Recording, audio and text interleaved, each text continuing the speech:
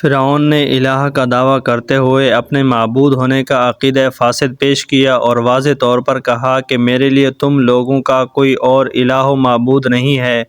قرآن کریم نے الوہیت کے اس دعویٰ کو قرآن ہی کی زبان بیان کیا ہے، جیسا کہ ارشاد باری تعالیٰ ہے وَقَالَ فِرْعَوْنُ يَا أَيُّهَا الْمَلَأُ مَا عَلِمْتُ لَكُم مِّنْ إِلَٰهٍ غَيْرِي، اور فرعون نے کہا کہ اے لوگو، مجھے تمہارے لیے اپنے علاوہ کسی اور خدا کی خبر نہیں ہے۔ اور ایسے ہی فرعون نے اپنے رب ہونے کا بھی دعویٰ کیا ہے، جس کو قرآن نے اپنے الفاظ میں نقل کیا ہے۔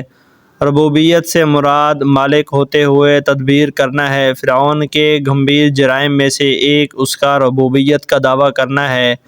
فرعون نے اللہ سبحانہ کی ربوبیت کے مقابلے اپنے رب ہونے کا دعویٰ کیا، جس کو قرآن نے اس کی زبانی ذکر کیا ہے فقال انا ربکم الاعلی، پس اس نے کہا میں تمہارا سب سے اعلیٰ اور برتری رب ہوں۔